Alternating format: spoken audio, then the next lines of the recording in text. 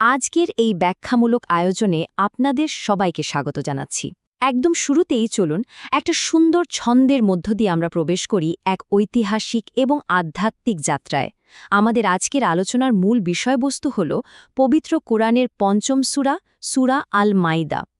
ভাবুন তো, মদিনায় সদ্য প্রতিষ্ঠিত একটা নতুন সমাজের ভিত্তি ঠিক কিভাবে গড়ে উঠেছিল, কিভাবে একটা পরিপূর্ণ জীবন ব্যবস্থার রূপরেখা দেওয়া হয়েছিল, তারই এক চমৎকার আর বিস্তারিত বর্ণনা আজ আমরা পাব এই সূরায়।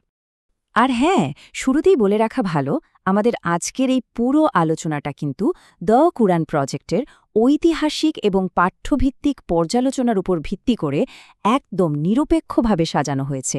অর্থাৎ কোনো ব্যক্তিগত মতামত নয়, বরং এই উৎস থেকে পাওয়া ঐতিহাসিক তথ্যগুলোই আমাদের সাহায্য করবে সূরা আল মাইদার একেবারে গভীরে পৌঁছাতে। আচ্ছা, চলুন একদম গভীরে প্রবেশ করা যাক। সূরা আল মাইদার তৃতীয় আয়াতের একটা অত্যন্ত গুরুত্বপূর্ণ অংশে বলা হয়েছে, আজ আমি তোমাদের জন্য তোমাদের দিনকে পূর্ণাঙ্গ করলাম। একটু ভেবে দেখুন তো কথাটার ওজন কতটা। এই আয়াতটা মূলত পুরো সূরার মূল সুরটাকেই বেঁধে দেয়। এটা শুধু সাধারণ কোনো বাক্য নয়, বরং পূর্ণতা, শাশ্বত বিধান আর চূড়ান্ত ঐশ্বরিক অনুগ্রহের এক অবিস্মরণীয় ঘোষণা, যা মূলত সমাজ বিনির্মাণের একটা সম্পূর্ণ নতুন যুগের সূচনা করেছিল। একটু পেছনের দিকে তাকানো যাক, ঠিক কিভাবে এই পর্যায়টা তৈরি হলো।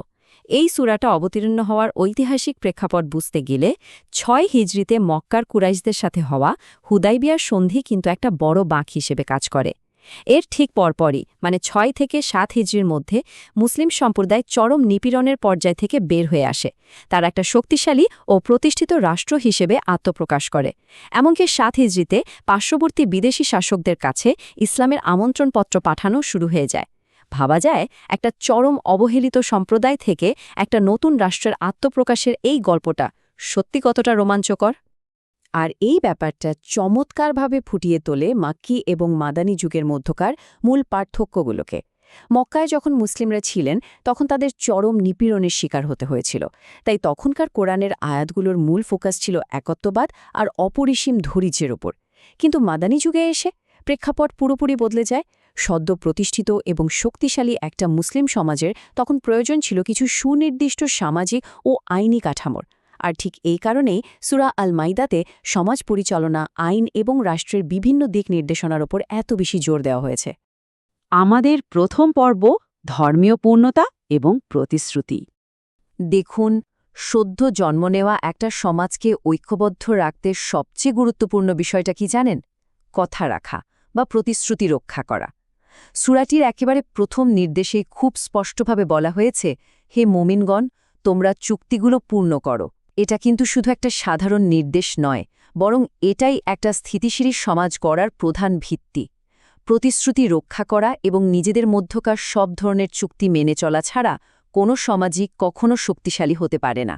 এটা এমন এক শাশ্বত নিয়ম যা যুগের পর যুগ একইভাবে প্রাসঙ্গিক। এবার আসি আমাদের দ্বিতীয় পর্বে, হালাল এবং হারামের বিধিবিধান।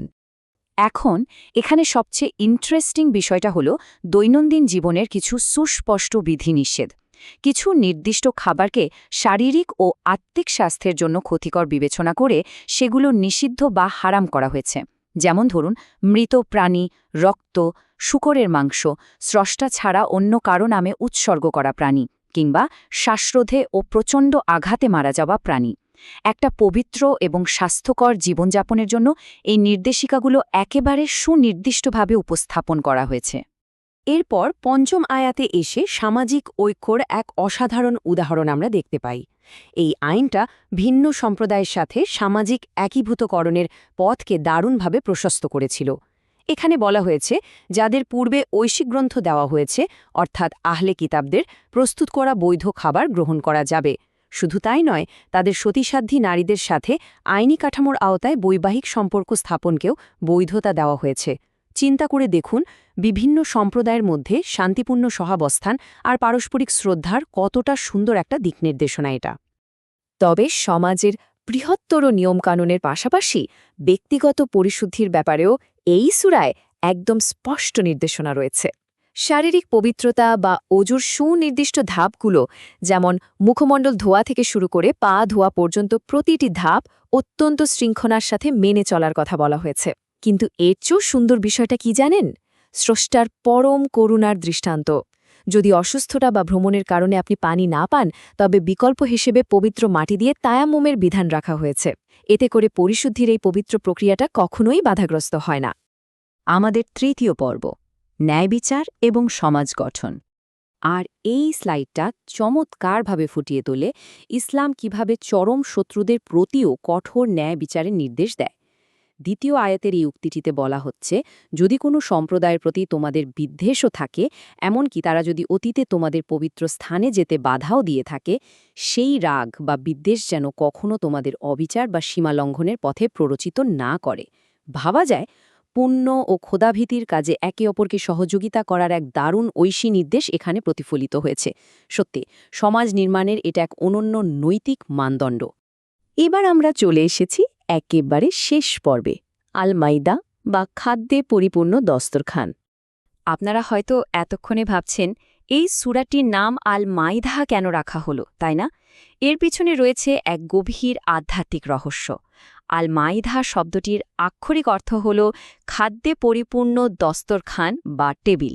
শব্দটি যিশু, যাকে ইসলামে ঈসা নবী বলা হয়, তার অনুসারীদের একটা বিশেষ প্রার্থনার ঐতিহাসিক ঘটনার সাথে যুক্ত।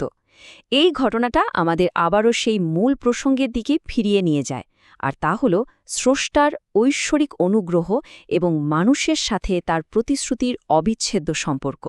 ১১২ নম্বর আয়াতে আমরা ঠিক সেই ঐতিহাসিক কথোপকথনটাই দেখতে পাই। যিশু বা ঈসার অনুসারীরা তার কাছে অনুরোধ করেছিল আকাশ থেকে একটা অলৌকিক খাদ্যে কেবিল পাঠানোর জন্য। তবে মজার ব্যাপার হল, এই আবেদনটা নিছক ক্ষুধা মেটানোর কোনো সাধারণ অনুরোধ ছিল না, বরং এটা ছিল এমন একটা দৃশ্যমান নিদর্শন বা অলৌকিক প্রমাণের আকাঙ্ক্ষা যা তাদের বিশ্বাসকে আরও সুদৃঢ় করবে। এই ঘটনাটা পুরো সূরায় আলোচিত আত্মিক ও আধ্যাত্মিক চুক্তির এক চমৎকার বাস্তব দৃষ্টান্ত হিসেবে কাজ করে। সবশেষে আপনাদের সবার জন্য একটা চিন্তার খোরাক রেখে যেতে চাই।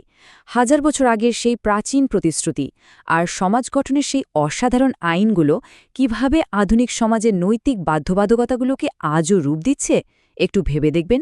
এই প্রশ্নটার মাঝেই লুকিয়ে আছে সেই শাশ্বত জ্ঞান যা যুগের সীমানা পেরিয়ে আজও আমাদের জন্য সমানভাবে প্রাসঙ্গিক। আজকের এই ব্যাখ্যামূলক আয়োজনে আমাদের সাথে যুক্ত থাকার জন্য আপনাদের সবাইকে অসংখ্য ধন্যবাদ।